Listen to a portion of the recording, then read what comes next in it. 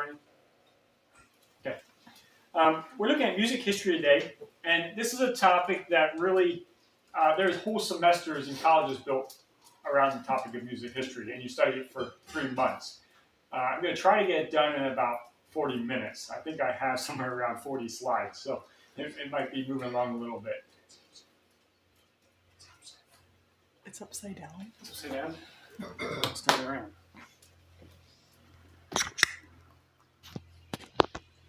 Wouldn't it be better if you go try to Is that clear? flip? Is that right? Okay. So it's going to be a little bit of a scream over 2,000 years, or maybe more than that. But we're going to try to cover enough to get you a little bit of an introduction to history. I am not planning on having a sharing time at the end, because we're going to cover a lot of stuff, and it's going to be hard to come back. So if you have a question or need clarification, just jump in, interrupt me, and we'll deal with it right then and there. So we're going to go into our sharing time, but just feel free to just jump in there. A little bit about music in my life. I am guessing that music has impacted every single one of your lives in some way. And if it was not for music, you have to think back and say, I wonder how my life would be different. I would not be sitting here if it was not for music. I'm positive on that. I mean, God could have got me here a different way, but when I was about 13, my church started holding music classes. We had a lot of people that were in our church that did not know music very well, couldn't really sing. And we also had a problem. We only had 2 men who could lead music. And those men were saying, we need some more help. And so they started a church song leading class to teach other men how to lead music. I was allowed to come, and 2 of my friends were allowed to come as well. So I think I was 13, my one friend was 12, and I think 2 of us were 13, one was 12. So we were young, just a little bit older than these guys. But we were in this class learning how to lead music and learning about music with all the men. And then at the end, we were all expected to be up front of church, and there was a church of about 100 people, and lead music sometime. My one friend and I really took to it. We were young, and young people sometimes learn things easier than older people. So many of the men really struggled to pick it up and learn how to do it. But we really figured out quickly how to lead music and how to lead a group of people in singing. If you all just start singing the same in different random times, it doesn't really work. You have to all sing together. And so you have to have a leader that can keep everybody together. And within a year and a half, we were both installed as song leaders. So by the time I was 14 when I was installed as song leader at church. My friend was just barely 14 when he was installed as song leader.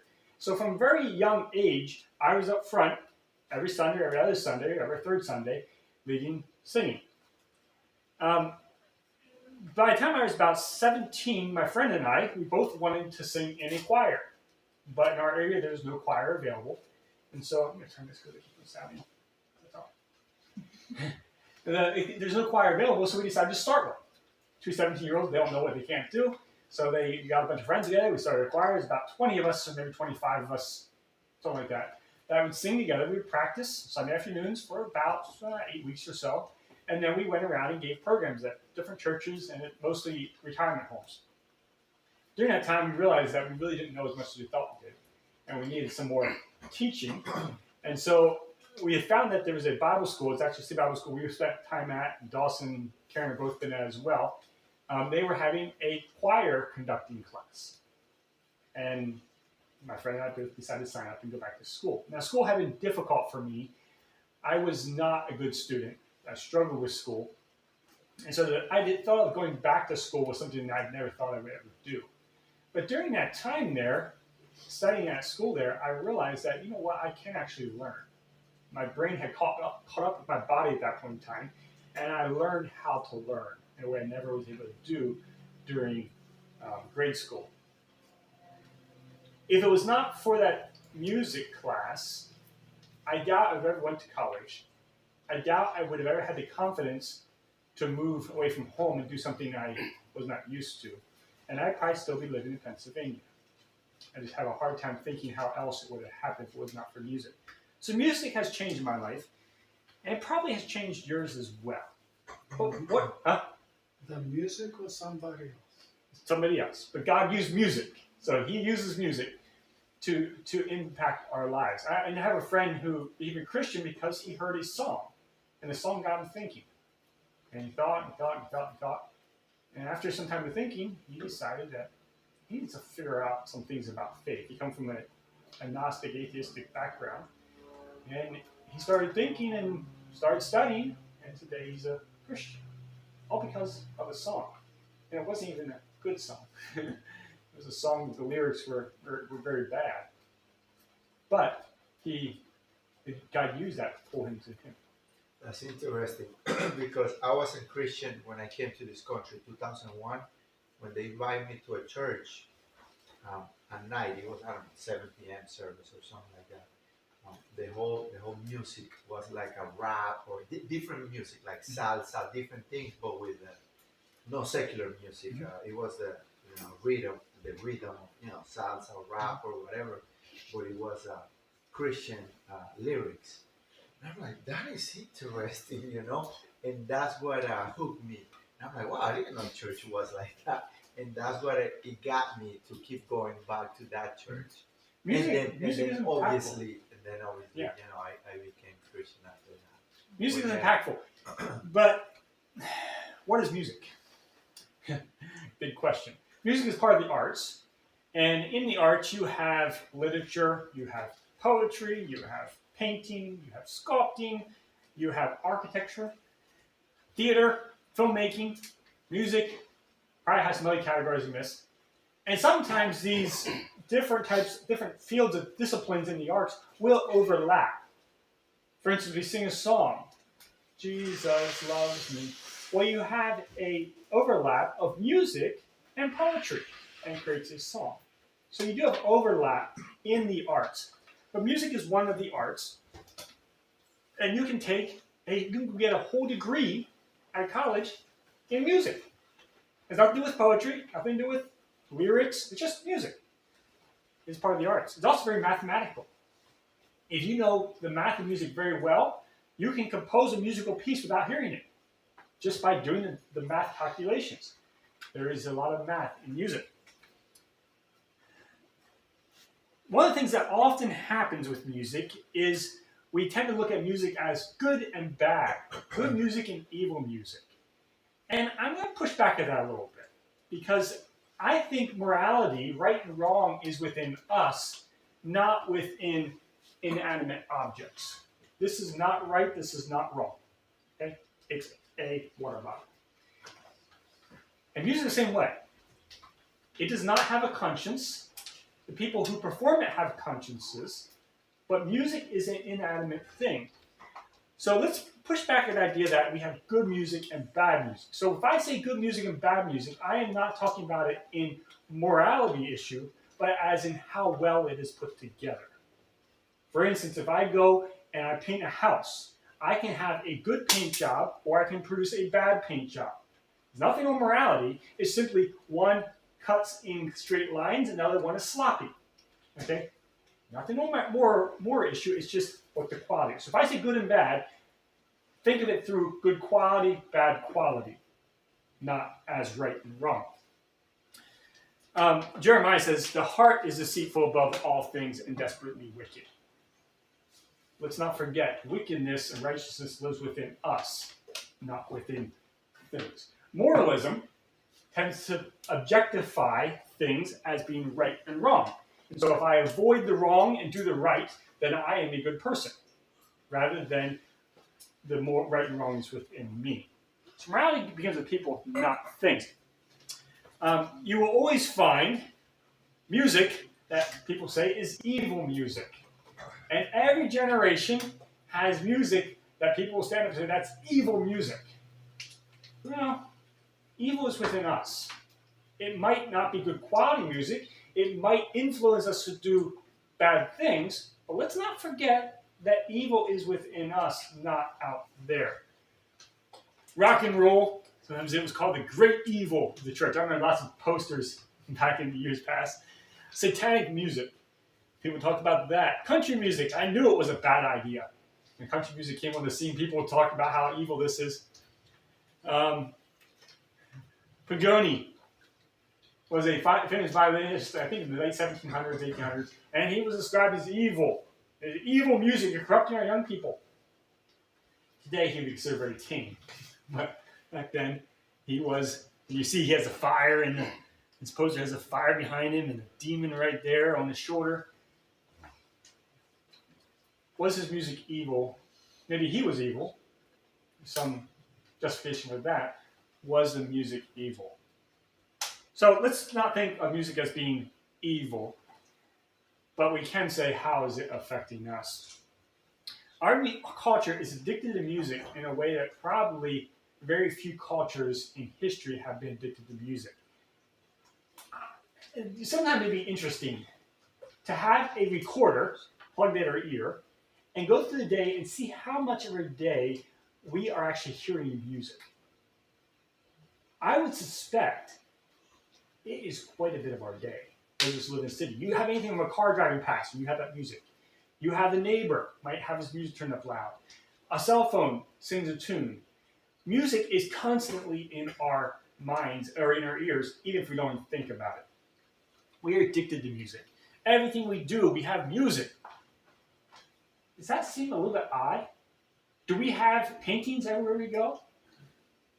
No. Do we have sculptures everywhere we go? Not exactly. Huh? It's not exactly. Not exactly. In the painting has a music.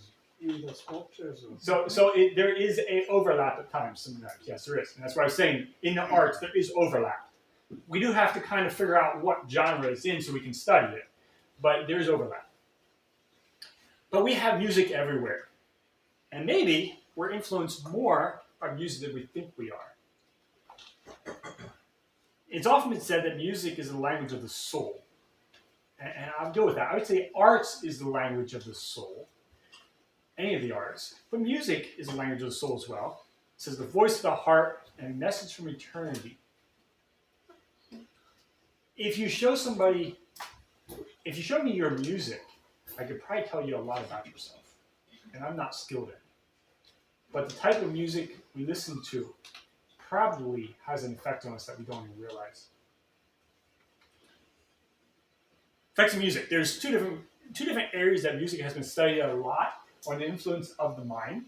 The first one is military interrogations. Since the 50s, music has been used very effectively in interrogations and in military operations. Here you see, this is in South Korea, all these speakers up there, they're sitting around the border of North Korea and South Korea, blasting music across into North Korea to try to destabilize North Korea. It's a weapon that's used every day on the border between North Korea and South Korea. You have opposing loudspeakers blasting music back and forth. Happens every day. Music has been used from the times of World War II in Nazi Germany up to the current day in interrogations, both in the military interrogations as well as in criminal interrogations. It is used quite effectively. Music can dull your senses or cause you to say things that you would normally keep your mouth shut about. And it's been used quite a bit. There's lots of papers, lots of research that's been done on this. It's been used quite a bit. Right? Fun fact, Iraqi war, my friend was in, he said in interrogation, they used to lock the prisoners in a dark room, and they would listen to the Meow Mix commercial. Meow, meow, meow, meow, meow, meow, meow, over and over and over again. And after a while, it dulls your inhibitions, your ability to keep your mouth shut. And eventually you just start talking. And it's been very effective. Now, the question is sometimes, how effective is information that comes out? Is it accurate or not? Or does somebody just start talking about something that's not even true? That's sometimes debated at times. But there has been a lot of research into knowing what type of music to play to get what kind of information. And it's a study that's studied in universities. You can look up papers on it. I actually have a couple links here. I don't have them on the screen, but of papers where they did a lot of research. The other one is in shopping. Why is it that you walk into almost any store and you hear music playing? Because music has been proven to change the buying habits of shoppers. And you play one type of music to change the buying habits for this type of product and another type for that product. One essay or research paper I read was talking about in a wine store where they changed the music every day different genre of music to see what kind of wine was bought. And when they played classical music, the amount of high-end wines, which had a higher profit margin, that just went through the roof. And if they played something like rock and roll or hip hop or something like that, the cheap stuff went. Okay, there is a link to this. People do make decisions based on music. Do you know that the water is affected with the music? Water can be affected by music, yes. Yes. Scientists, they make a research Mhm. when they realize classic music, the water make crystals when they freeze. If it's rock and roll or something like this, no crystal. It also makes effect on plants. You blast a loudspeaker at plants with different types of music, you will get different types of plants. So music is very effective on us, and I would argue we don't even know it. So we are impacted by music how many hours each day, and we don't even realize the impact it's having on us. Maybe it's time to pay attention to music and say, what impact is it doing on me? Because again, I am a moral creature, but I'm opening myself up to something else to make me or influence me to do something that I don't even think about. Something you ought to think about with music. It's not just neutral. I'm not going to say music is neutral, but it is impactful. It's not moral, but it is impactful. Okay, earliest mentions of music. In the Bible, probably the earliest, not in the first in the Bible, but the earliest time stamp is talking about, in Ezekiel, it's talking about Satan here, at least we think so. I would say pretty sure it's talking about Satan here, or Lucifer, before he fell. He says, his workmanship of thy timbrels and thy pipes was prepared in thee in the day that thou wast created. It seems to indicate here that as Satan, or Lucifer we call him, walked along, he made music. And maybe God created Satan, or Lucifer, in a way that he was the one who really dealt with the arts. If you notice that, come down to the first mention in Genesis, his brother's name was Jubal, and he was the father of all who played string instruments and pipes. Jubal was not a good person. He was a line of Cain. And it seems like early on, the music references are not good. And so I guess you could make an argument we should turn all the music off. However, we keep going in Genesis. This is the first four references in the Bible.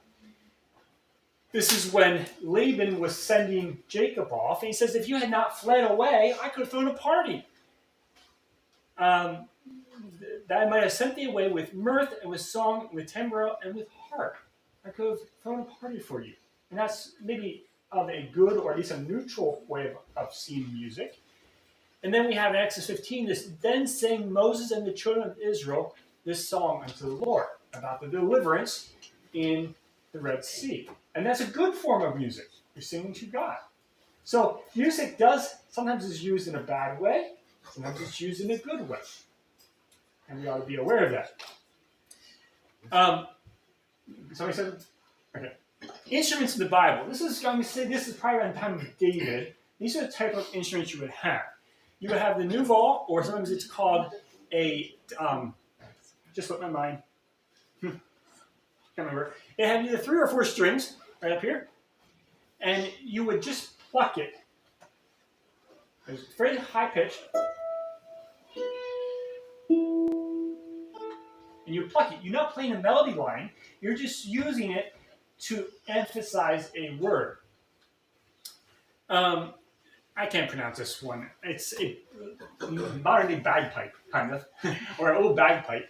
It would only have a few notes. You can see little holes right here. You would play a few notes. The problem is they were not very accurate. No two instruments will play the same note.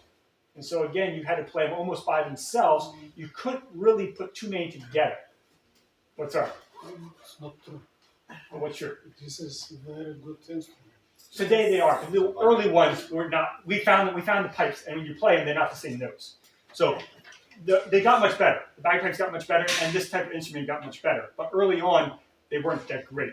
The sistrum was again either 4 or 5 strings, and you did not.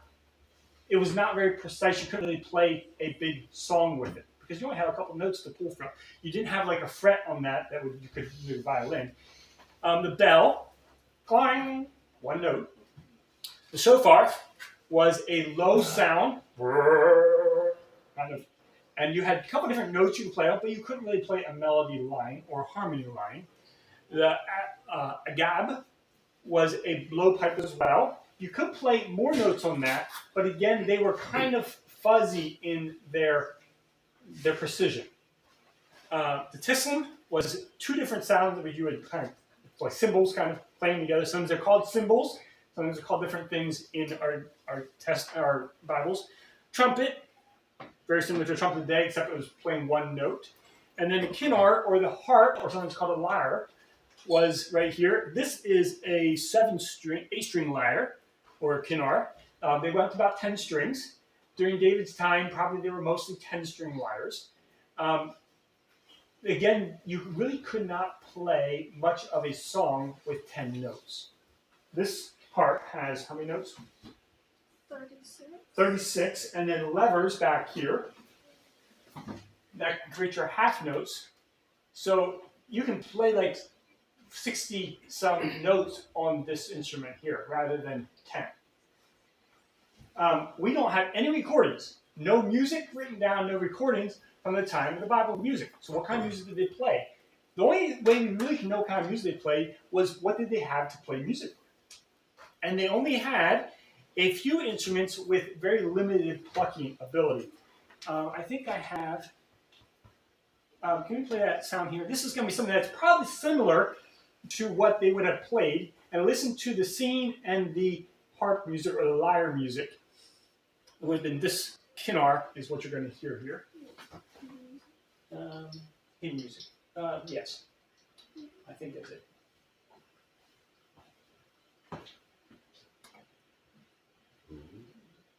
We're using your speaker. No, it's at the church. Bluetooth connected.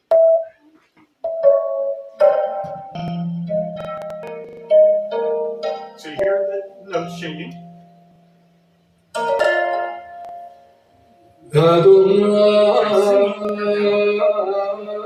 He's singing, and then you're here strum. That's a kinnor? That's a kinnor. Or sometimes called lyre. And then he plays that. So it's not really playing as we're singing. Like when Matt's up here playing, he's playing while we're singing. Here it's almost separate. And this is probably very similar to the way they would play it, because this is how these type of instruments can be played.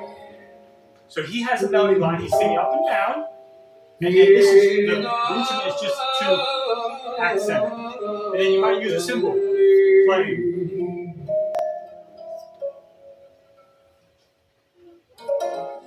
נפשי ישובר,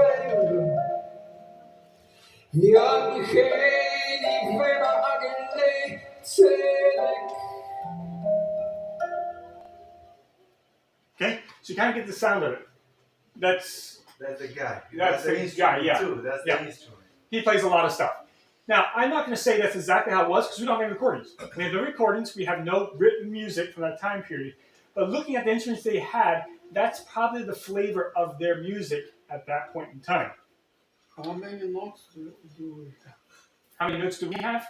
Well, it's a good question. So we were working off of an 8-note scale, but then you have multiple scales stacked up. They would have been dealing with probably about 8 to 12 notes max that they would have been playing with at that point in time. Our scale expanded as we got into like 1600s. I recommend there's a for the King David. I watched a series in Prime, Amazon Prime. Very nice. I mean, it changed. Just recently, yeah. It changed my perspective about David. I mean, it is because they give you so much more information that he just went here, he killed the guy. It was really good. Now, like I see David, from young to what all he went through and things like that. That was good. Yeah, it's awesome. Did you see it? I heard it. I Not seen it, but I heard it. Yeah. Just came out a week or two ago, something like that. Yeah. I saw it like a month ago. Month ago, maybe, yeah. Yeah. I should have put another slide in here. During the time from David to Jesus, you have quite a few years. The next thing that probably we have as far as music is when they were taken in captivity, they were asked to sing the songs of Zion. And they said, we can no longer sing because we're in captivity. And that's something that held onto the Jewish people very strongly. Singing was something they would do when they were free. And when they were in captivity, they did not sing. And it happened again later on after their captivity under Rome in 70 AD. They also stopped singing for a time period. And their form of music has disappeared because of that generation of not singing. So music in Jesus' time, do we know what it was like? Not necessarily. Probably something like that Hebrew music, or maybe like Greek music. The types of instruments they had the lyre, the kinnor, and different other harps they would be played at that time. Different types of harps. The kinnor looked like a miniature of this. They would also have a flat harp with usually 10 strings, and it was like a square box with 10 strings going out through. They would play that. There's a couple other types of harps they would have. They also had a low harp that just had low strings on it. And again, they would play the same way. You'd sing a phrase mostly, and then something like that. Wind, they had flutes, they had pipes, they had shofar. And in percussion, they had cymbals, tambourines. Where's the tambourine? Right here's the tambourine. So you might have that at the end, someplace. You had tambourines and you had drums. What were the drums like? Don't think of a drum set like we would have at a rock concert. They didn't have steel drums. They would have had more drums like this. Or like that one, wherever this other one's around here. So their drums were not as developed as they were during the steel era. But they did have drums. A couple times you have about singing. They sang a hymn in Matthew 26, before they went out to the Mount of Olives after the Lord's Supper. They were singing in prison. This was Peter and Silas. Paul and Silas were singing in prison. And then, And then in Ephesians 5, it says, with psalms and hymns and songs from the Spirit, sing and make music from your heart to the Lord. So they did have music. It probably was not as prevalent as our music, just because it's not mentioned that much. But they did have music at least some level. You have the next one ready? This is an ancient Greek score. She's going to play a Greek tune here as well. This down here is not part of their score. This is their score. This is how they wrote their music. And they would, go ahead, play it. And they would write it for different instruments. And so those would designate not pitches, but strings on a certain instrument. And if it's a B, you play a certain string. It's not necessarily how we think of it as a B or a C in the dead. It's a certain string. It'll be labeled that way. So probably Jesus' time music would be something like either this type of music or like that Hebrew music. You'll hear it's different. Here you have, turn it up a little bit. Here you have the singing, and then you see you have the drum there. Cymbal or tambourine. So you can hear the difference there between the Hebrew music and the Greek music. Jesus' time, when Jesus would have been on the temple, it would have been a mixture of those two probably, because that's kind of what was available in that time period. So it might have been more the Hebrew style, or it may have been more towards the Greek style. We don't know. Again, we don't have it written down. This here, yes, this is a written form of music, but it does not tell you the pitch. It just tells you what string on an instrument. And as you change the tuning of an instrument, that pitch is going to change, and it's going to sound different. It also does not give you timing. They have kind of broke it up with timing, but these bar lines here did not exist in their writing. We just put those in there.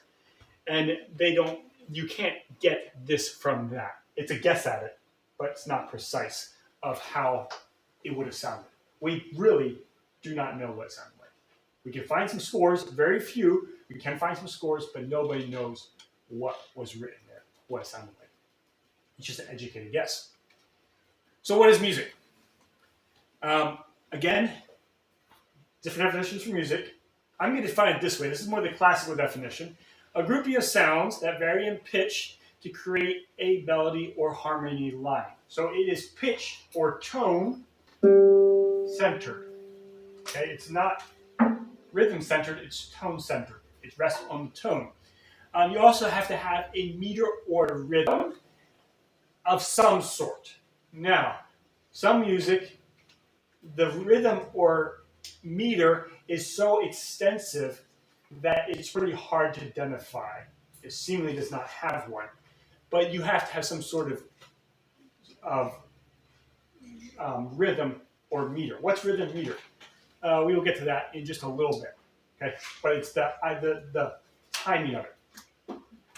Okay, you'll hear any music will have some sort of a timing, and so that's kind of needed. Lyrics or words are not part of music. Okay? That's poetry. It's not part of music, but it can be added to music. And this is where some of the arts, different fields, they will blend together to create something new. So a song that we sung that has music in it, that has poetry in it, that may have some art in it, it might have some other things in it sometimes, but it's not just music. And you have this bleeding together of things. Early church music. We know almost nothing about what the music was like for the first generation of Christians. I mean, I told you pretty much everything we know. There's probably a mixture of Hebrew and Greek music. We really don't know what it was like.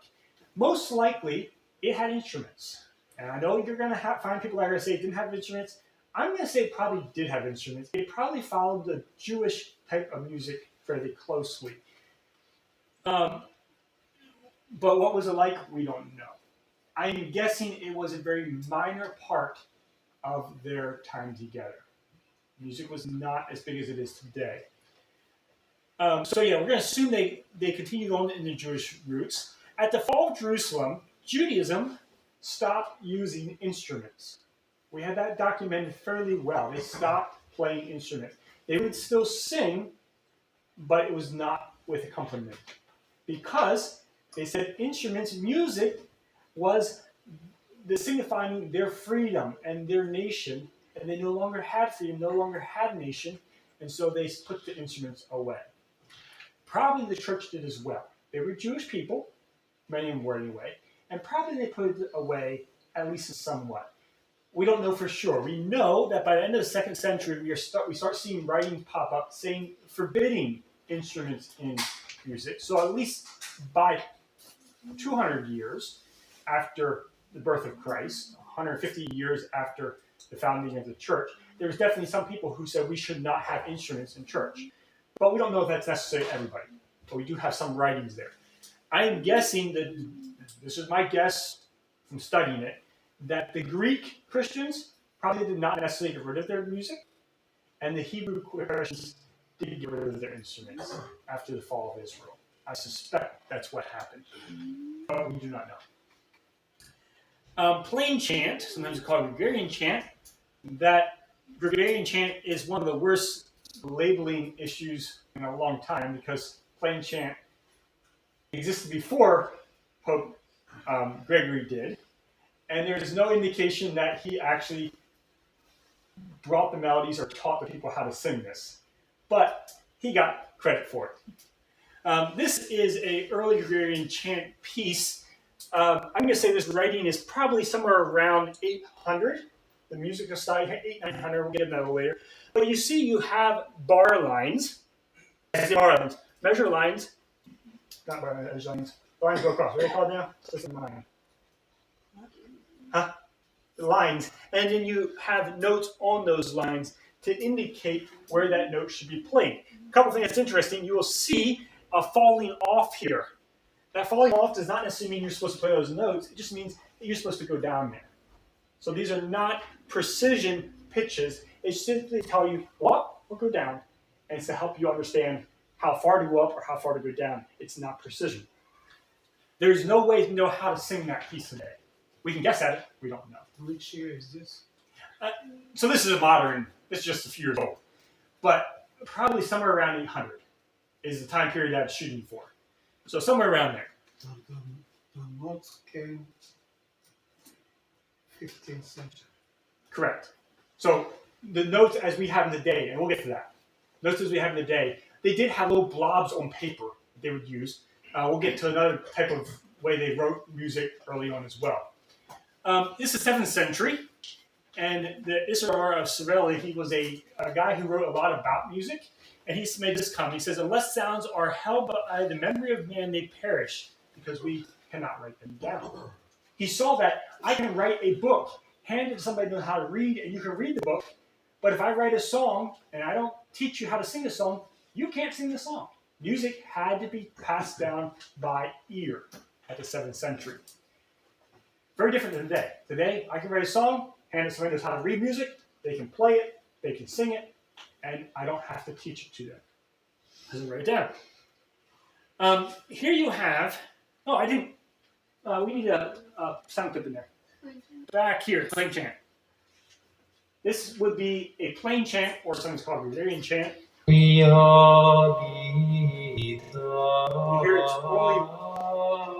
it's only melody, it's not humming or a note. This would be in Latin. But you have one syllable of a word that you will stretch out and do a rock with, like you do in the opera today. In protezione. And even if this was in English, you may not understand what he's saying. The Psalm 91 Psalm.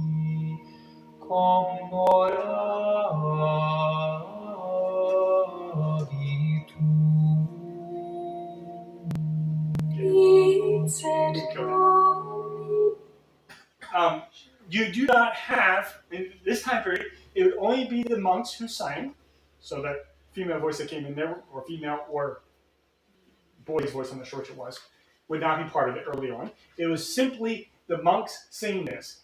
A couple things that are interesting. They would have certain songs you would sing, or psalms you would sing for each church service throughout the calendar year.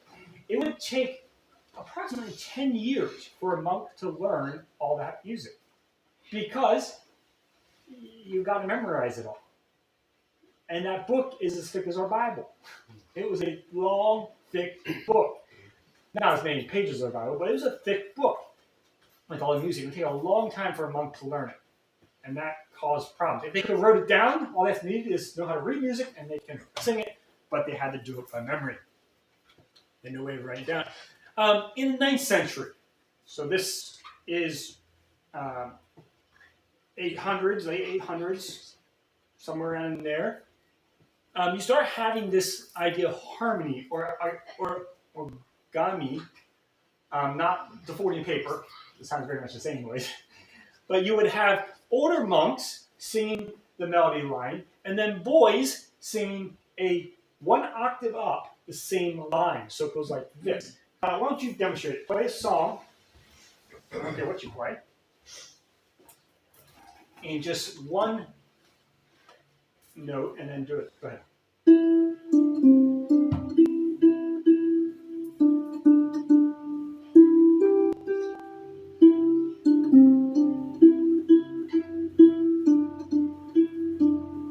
Okay, add an octave.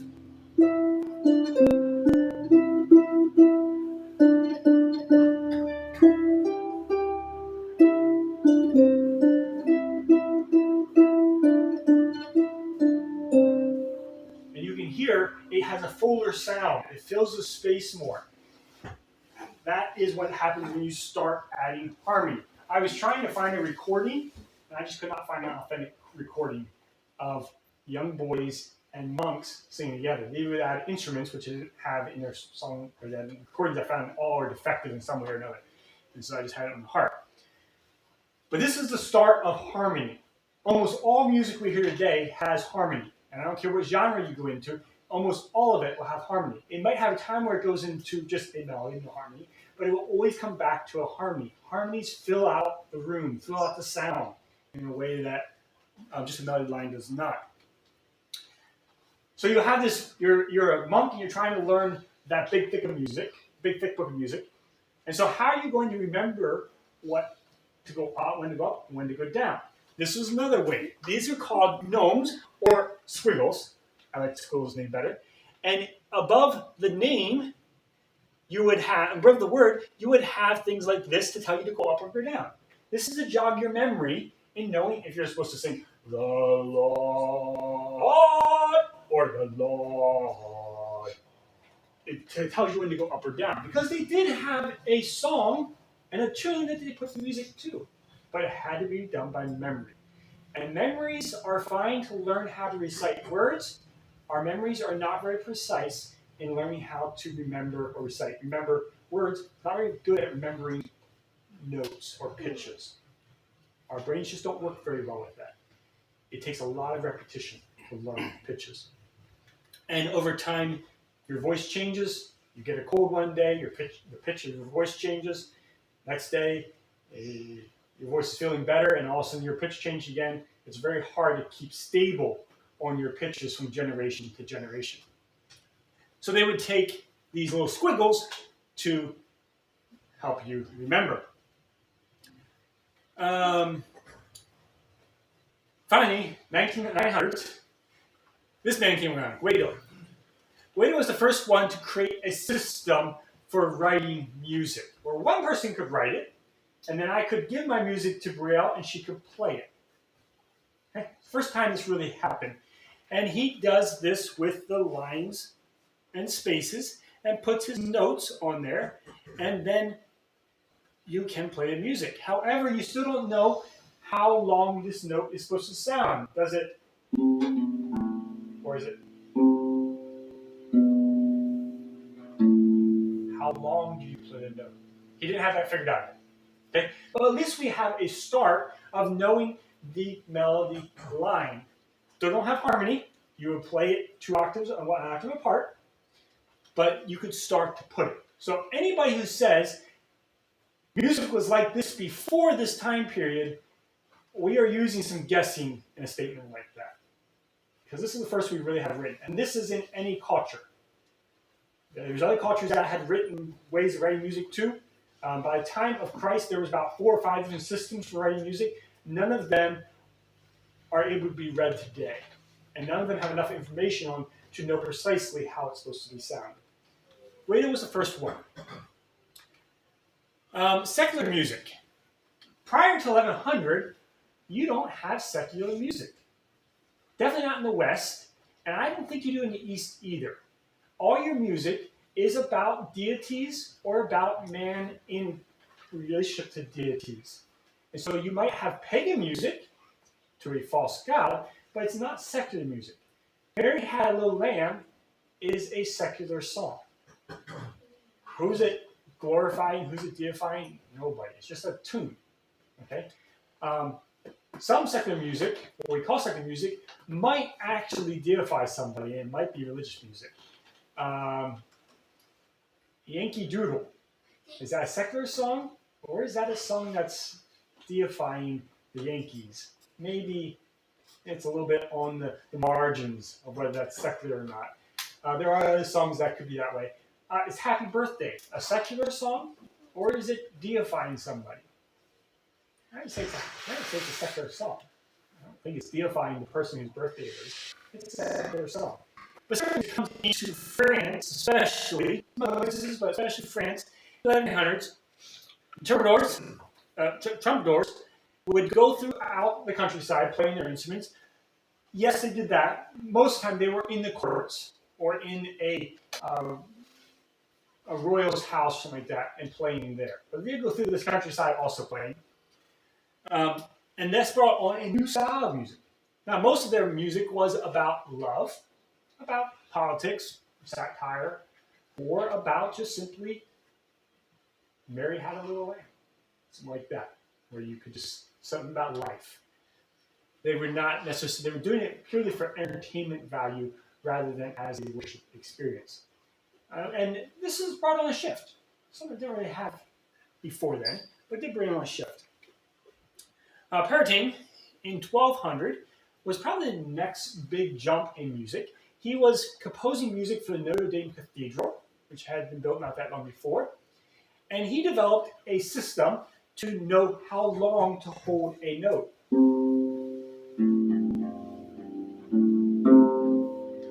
Okay? And this is the system.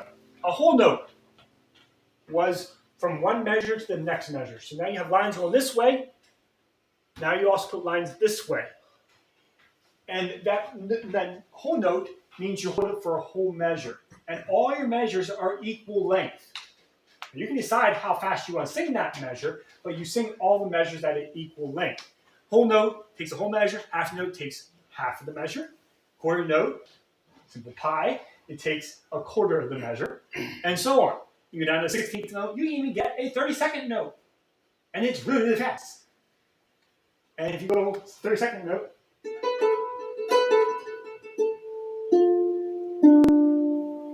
the difference, shorter or longer notes. So he was the first one that produced that, and it was not well received by many people. It was well received in France, but around the rest of the Catholic world, Germany didn't like it. Italy didn't like it. They felt that he was playing around with devil's music, and it was an area of controversy. We see that most of the time when new things are developed. But he did add a big thing to music, to be able to, I can now write notes that you can read. I can also tell you how to play it just in a written form. And I can write a song, hand it out to anybody, and they can play that song. Big change in music. 1400s is when harmony kind of started to happen. You have the origami, the two different notes, two different notes, one octave apart. Play an octave for me. And listen.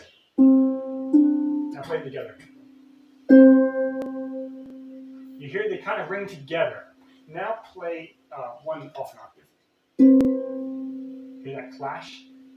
So the octave meshes together. If it's not an octave, it clashes together. Okay, so unison would be one note. A second interval would be two notes. Play it again. You hear that dissonance? Doesn't really sound that well. Play it someplace else with me. Maybe go up higher. You can hear that dissonance a little bit. Now play a third. It sounds nice, doesn't it? It's called a perfect third or a major third. And it sounds like it fits. Play it again. Okay, now just play unison up through each one of them. Second, third, fourth,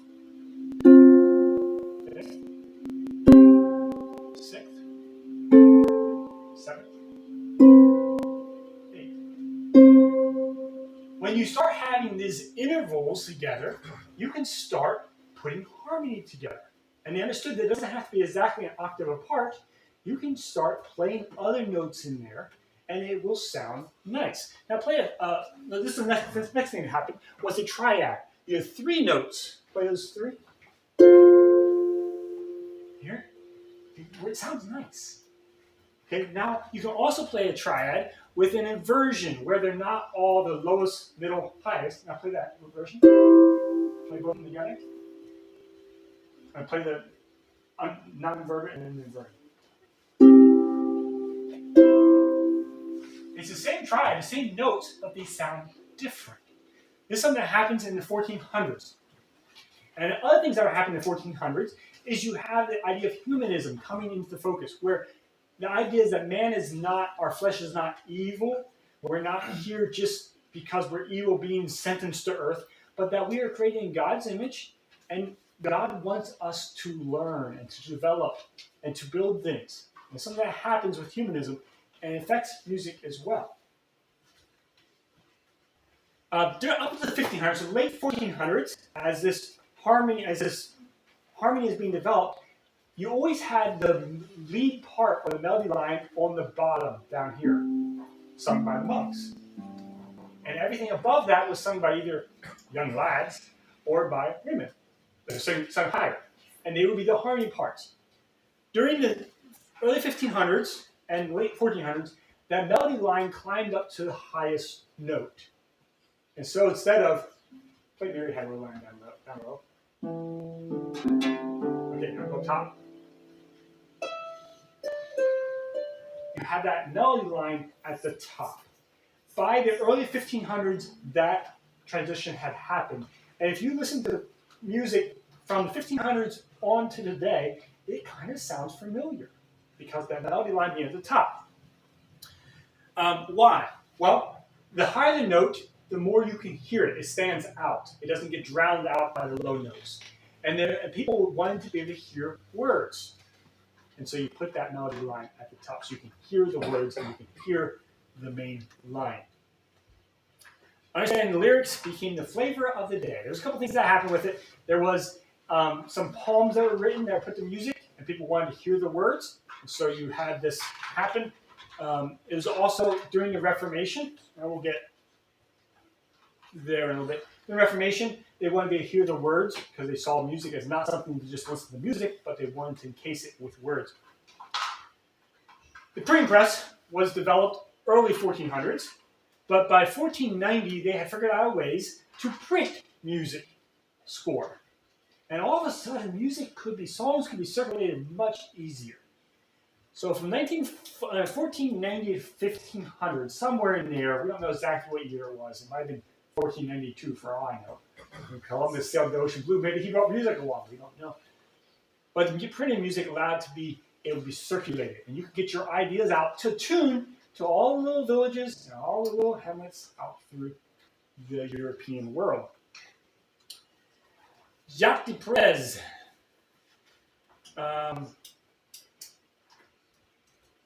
Oh yes, I'm trying to think what he did. So earlier on in that Gregorian chant, you have one syllable that is the Lord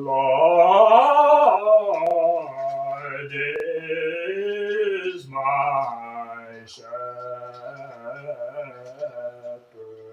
Okay, Gregorian chant stop. He said, we want to hear the words. And so he would put one note per syllable. The Lord is my shepherd, I shall not want. He would put the one word to syllable so you can understand the words. He started writing motifs. These were short songs that really were very simple melody lines, but you could hear the words easily. And this was kind of the start to almost all music as we know today. Opera is not sung in this style, but most other music today that you listen to, and if you listen to Gregorian chants or music, some of the style, most modern music today is sung in the style of one syllable per note, or maybe just a few notes. You might slide a little bit, but you don't have this long flowing melody line with very few words. He impacted our singing today in big ways, in all music, Western music especially. Reformation music. So remember, printing music has only happened a few years before then. The idea of being able to sing songs with words you can understand has just happened. This has all happened within the last 50, 60 years. Music has changed dramatically. And Martin Luther and other reformers saw music as a way for the congregation to be able to learn something and participate. And so they went from having monks sing all the music to the congregation singing. But they need new songs. Gregorian chants or plain chants are very difficult to learn. It takes a lot of skill to sing them well, and they're not really suitable for the masses to sing. So they need new songs. Martin Luther wrote a number of songs. The one that's probably the most, well, we played it Wednesday night. Probably the one he's known the most for is "A Mighty Fortress Is Our God." A mighty fortress is our God. It's a very old song. It's 500 years old, or almost 4 years. It was written in 1529, I think. He wrote a number of songs. He also wrote melody lines. That melody line and harmony is credited to him as well. Probably had some changes. But it was developing songs that the congregation could sing. That has impacted our world today. You know, when we sing together, we sing together. We didn't hire two monks to come up here and stand this morning to sing for us. We sing as a congregation. And that is something that has been changed over the time period of the Reformation and maybe slightly before, slightly after. It left its performance foundation, where most people listen, people perform, to an art of the multitudes. Prior to this time period, people didn't really sing much. Yes, in the king's palaces, they had singers and that kind of thing.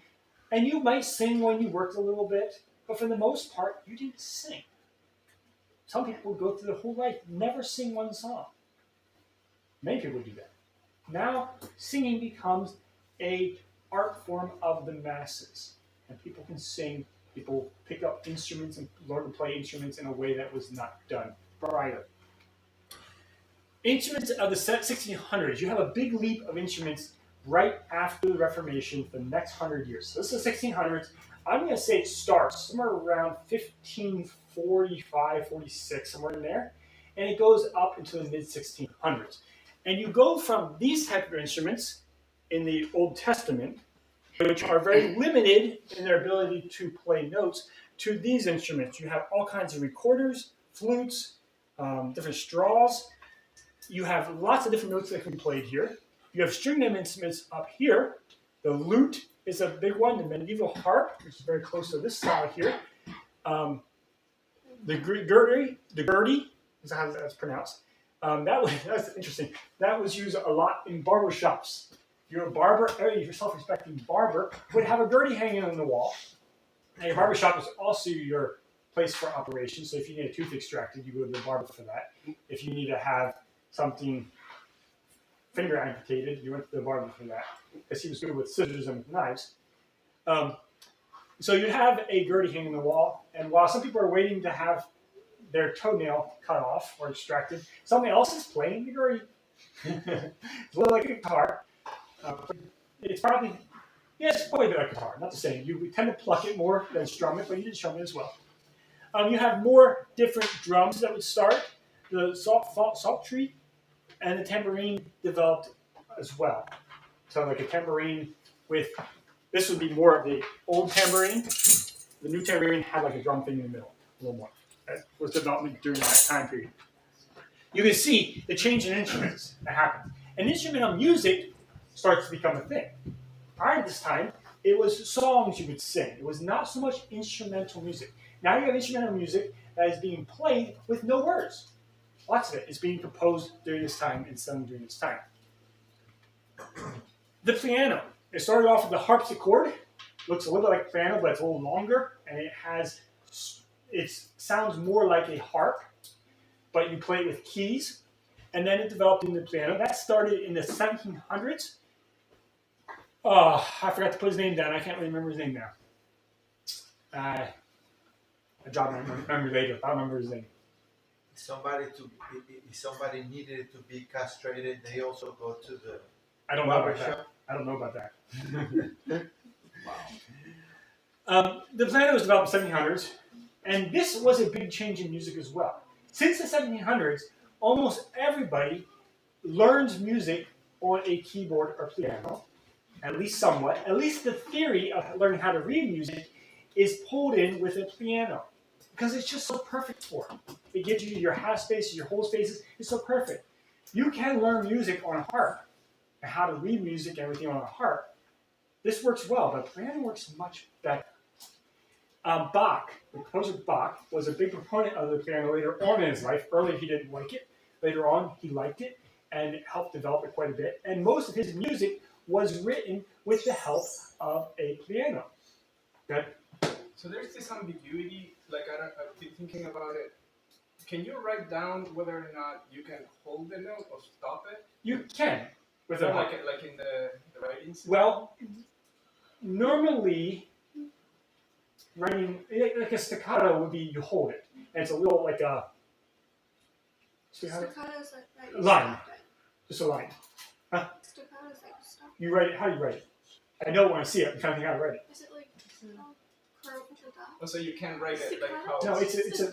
it's just a dot. Yeah, above the note. If you put a dot above the note, not beside it, above it, that means You make it sound like... Right? Right. you silence it. Yeah. And then like can you do that in the piano? Yes, there's a foot pedal. Oh, okay. This one does not have the foot pedals. This is an old one, but now they have foot pedals that will also kill the note. That's And it has little dampers that come down and touch all the strings. It just kills it. great. Can I ask you another question? Yeah. Because I already interrupted. I told everybody before you got here, we're not going to share any time. Interrupt. Catch any questions as we're going along. So the pray, you said that the pray changed like the music so that it would go every syllable Yes. will end up in a note. So I have seen that after the pray, there's still people that sing the way they used to sing. Yes. Like even in the like even if like Samuel Barber, Mhm. right? In last century, right? Yes. He wrote like the most famous version of Agnus Dei, Mhm. and that one goes like Yes. "Ah." So there is still people that write that way and sing that way, but it was a shift of most of the music gets produced a different way. Well, actually, this is my question. So I was wondering what because if you Agnus Dei, it doesn't have original lyrics, right? So I like don't think so.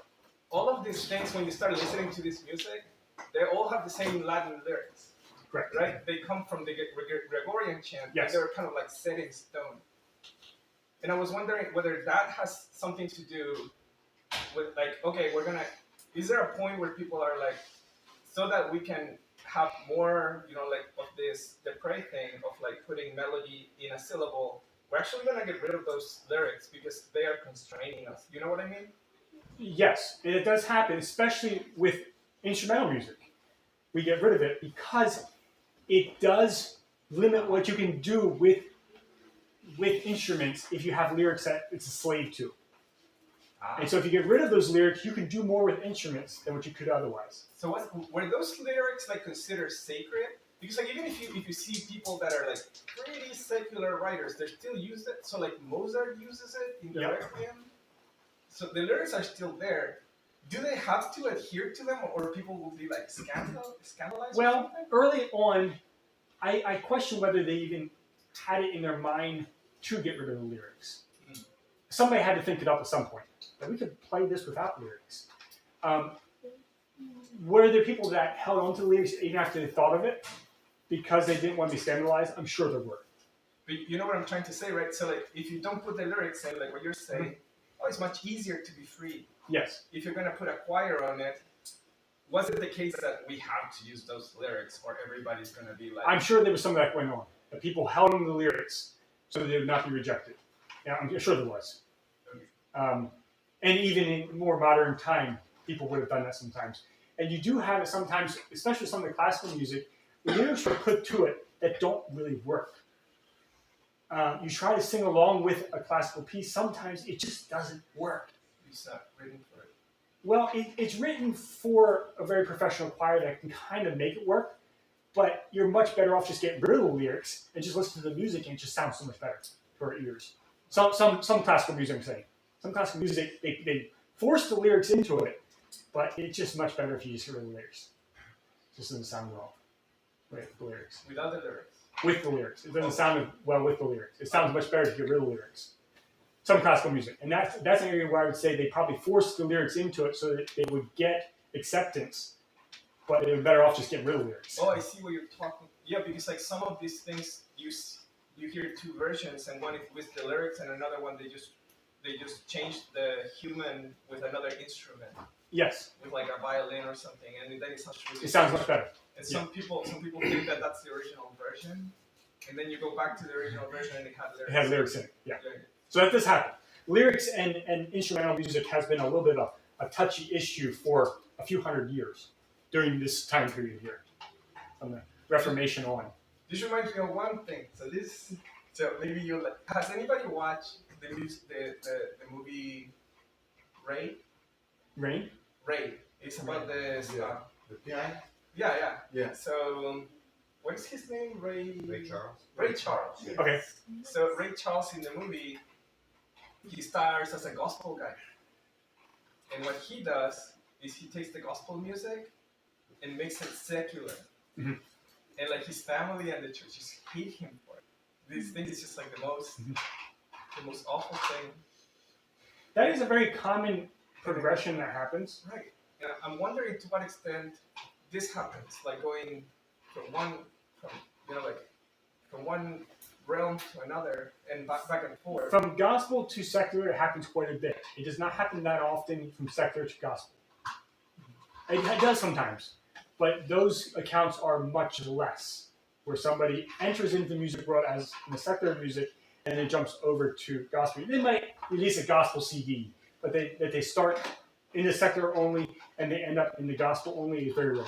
It usually goes the other direction. Sometimes the music is used though. Like wasn't it Isaac Watts that would have taken tunes from the saloons and actually Yes, used them? we'll get to him very soon, I think. Just hold that thought, because we're gonna get there very soon. Isn't No, that maybe not. interesting though? Like because what you're saying is I might have not actually it's great. cut that It's like slide. sanctifying. You know what I mean? Yeah. Isn't that So like a that- great move? Yeah. That's something that happens a fair amount where you borrow music and put Christian words to it. During this time period, I'm going to say the 1600s up into the 1800s, it happened a lot. One quote, let me see if I can pull it up again. It's been years since I heard it. Something that the devil has the best music. And so, it might be an Isaac quote, I'm not sure. Quote, I'm not sure. Anyway, he's saying the best tunes are from the tambourines, those people that are going around playing secular music. They have the best tunes. So let's grab those tunes, put good words to them instead of words about sex or whatever else, and sing them in church. Right. And that did happen. Happened a lot. In fact, a lot of the older hymns, those tunes were not written for that song. A lot of them were written for other songs. That's like modern Christian music. It's funny because like when I think it historically, like what you're saying, I put a positive turn in it. I'm like, oh wow, they're sanctifying something. I like it, you know. But sometimes I'm really critical of modern Christian music, but that's what they're doing. Because like I tell Natalie, it's really funny to listen to Christian music sometimes because it feels like you're just listening to any other station, With different words. but they put Jesus in it, and then that's it. Let's look at recorded music, because this is something that's really impacted our lives as well. If you did not have any recorded music, how much music would we listen to? When was the last time somebody was at an orchestra? Last time you went to hear an orchestra? 10 years? Anybody since 10 years? Last year. Last year? Yeah? You would have heard, yeah, okay, you would have heard an orchestra. Okay. Yeah. How about a recital of some sort? How long has it been? A year? Yeah. How many times have you listened to music since then? Well, if it's been a year, it's probably been a few thousand times, 4 times a day. Most of our music is coming through recorded music today. And if you put yourself back prior to the ability to record music, how often would you hear music? It would be a long time between. Now, maybe you can make an argument where they sang more, they had more concerts then, maybe they did, maybe they didn't. We are also living in a time where we have the time and the freedom to go listen to music a little more than they did sometimes. If you are barely trying to survive on the frontier, you're not going to hear music very often. It's just the way it is. The acoustic era. This is how they record music. They record it acoustically through Victor's talking machine. That's his logo. You would sing into here, and there was a little device in there that would write on a round cylinder. First it was round, and then it eventually became flat. Thomas Edison created the phonograph, and this is called the acoustic era. One thing with the acoustic era is you really could not reduplicate the cylinders very well. Later on, they did find a way to kind of do it, but for the most part, I could make one recording, you could listen to that one recording. I couldn't make one recording and sell it to 1,000 different people. So it's very difficult to monetize something. It's very expensive if you're going to do it one-on-one. Some of these early ones at that time period were worth a couple $1,000 in the late 1800s. Incredible amount of money it costs to have an acoustic record. Then you have the electrical era, where they are recording it through a microphone and stamping it on a disc. And in that process, you could also reduplicate these discs. They call them vinyls. Well, earlier they called something else, but vinyls. The magnetic era, think of a tape disc. You have a ribbon with little pieces of metal that are arranged on that disc, on that either disc or that tape, and you could reproduce that as well. One recording, and reproduce it in many different ways. And now we have the digital era. Since 1975, though it didn't really take effect to the mid-1980s, you can record something and digitally copy and paste it from one computer to the next idea. This has made a tremendous impact on our music.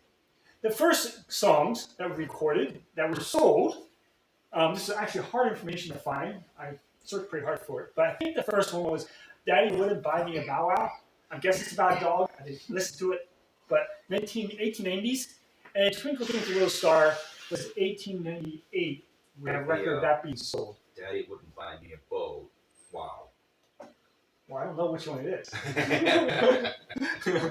I didn't listen to it, I should have. But these are some of the early songs. The early ones could only last about 2 minutes. It was the max you could get out of a cylinder. Eventually, that went to 4 minutes. That's not very much. But this has impacted how we think of music in a big way. It's become commonplace. If you step before now and you heard somebody playing something before this, here's someone playing something, you would take notice. But now, how many times do you hear music and you don't even think about it? It's just a car going past the music. You don't even think about it. It's so commonplace. This is a product of the recorded music era. Somebody asked about Sacred Harp. I think it was you, Fabian, maybe. You said about or didn't ask, but about some concert that you heard it, or somebody was singing that was just weird. I don't remember who it was. Play this and see if this is it. This is something that came out in 1850s. I think it is 1844. It's kind of a weird typical music. Just wait. Stop it.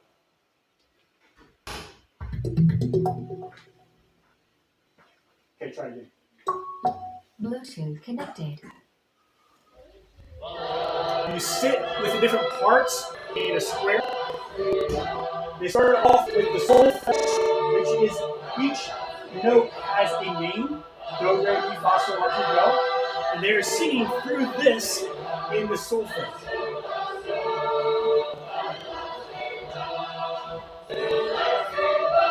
You sing through one verse like this. Their scale is only 5 notes long, rather than 8.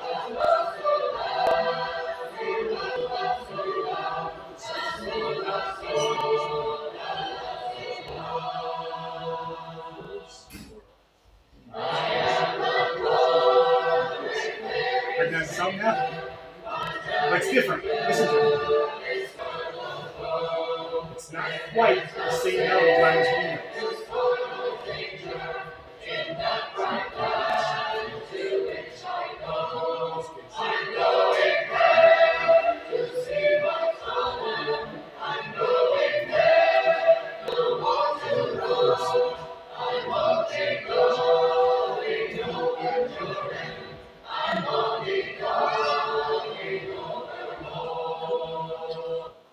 Okay, so you can hear it's still different types of music. This isn't that old.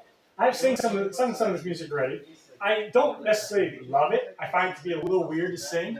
It does have kind of a minor, kind of grabby tone to it. It's supposed to be sung loud and bad. Okay, that's what they say. Scale. The notations of the scale. What do you say? Sorry, so like because Robert knows so much about the culture, so No, that I don't know. well you live there. Yeah. That sounds so much like there's a special kind of like Japanese, Okay. like ritual religious music. I Yeah. don't think they have a complete scale. They're missing some notes. They're missing notes on that scale as well. Yeah. This one, they're missing some notes on the scale. Oh. It sounds like that. Yeah. And so if you don't have those notes, you see something like a song like "I'm Poor Wayfaring Stranger" that was written for a complete scale, and you're missing notes. You kind of have to fudge some of those notes, and you can kind of hear that a little bit if you listen closely. Some of it doesn't sound quite right because they're fudging the notes.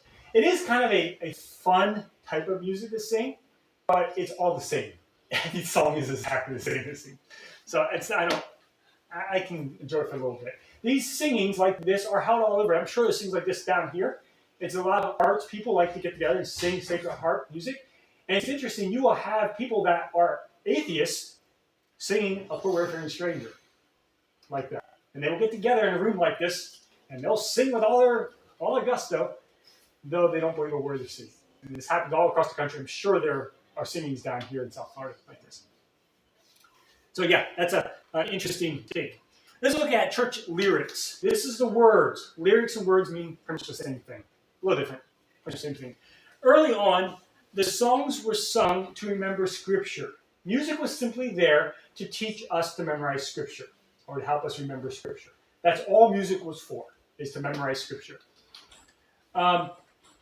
Isaac Watts, I'm going to say, was maybe the poster child for this, but there were others that earlier than him that also did it. he used music to convey a truth. So oftentimes he would take scripture and he would figure out the main point or truth, and then he would write a music about that truth to help us know a truth. This is a pretty big shift between memorizing scripture, we don't know what it means, don't care what it means, to, I mean, that's maybe simplified a little bit, to taking that, we know what it means, we're going to sing about what it means. It's a pretty big shift. He was not well received by many people, including his own father. His own father was a deacon in the church, and was not very enthusiastic about Isaac's rhyme making, and there's a lot of kind of funny stories about that you can get into. The next change in the lyrics, the next big shift, was during the Pietist era. This happens in the 1800s, or 1700s, 1800s, where people were really concerned about piety or following God closely. And you have a shift in music to music becomes about my relationship with God. Fanny Crosby does that quite a bit. She talks about my relationship. And so that's just, Fanny Crosby was mentioned last week. Many others during that time were the same way. One of the songs I think kind of exemplifies that idea the most is my God and I walk through the fields together. I'm holding hands with God as we walk through the fields. Okay. This relationship based. Interesting shift. Today, our music is mostly about emotions, how I'm feeling. And you can see this transforming of music, lyrics, down through. I think all of these types of music can be a good thing. So I don't have a problem with any one type. Maybe we ought to realize, though, that it's not just one type of music. And if you sing out of a songbook that was produced with a lot of songs like that time period, almost all your songs are going to be about how I am with God, my relationship with God. And if you sing only modern songs, you're going to get mostly about how I'm feeling today. Okay? Most of these songs. Now, it's not conclusive, but there is some direct shifts. You do have current writers that are writing in these other genres, and you have some of the earlier genres that were writing in more of a different period. But by and large, you can see the vast majority of the songs that are produced during these different time periods hold on to a certain flavor. So be aware of that. Let's not let our singing, our music, get pigeonholed into just one genre, because we miss out everything else. I'm sorry for interrupting you. Okay. There's like one thing that I've noticed that is really interesting.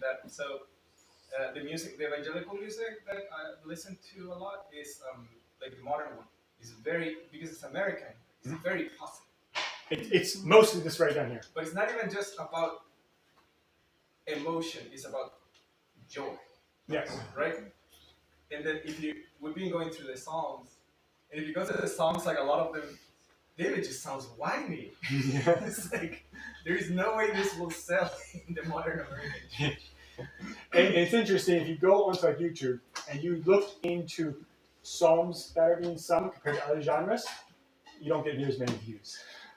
It doesn't sell as well. Right. You can see that. Okay, if you want to learn more about music, there's a couple resources I'm going to point you to. Howard Goodall did a series with BBC back about 10, 15 years ago. It is very good, walking you down through music. I think it's 6 sessions long. It's kind of like a mini TV series type of thing. There are some cautions I would have. That some of his information is not exactly correct, but it's not far off, and it's very engaging.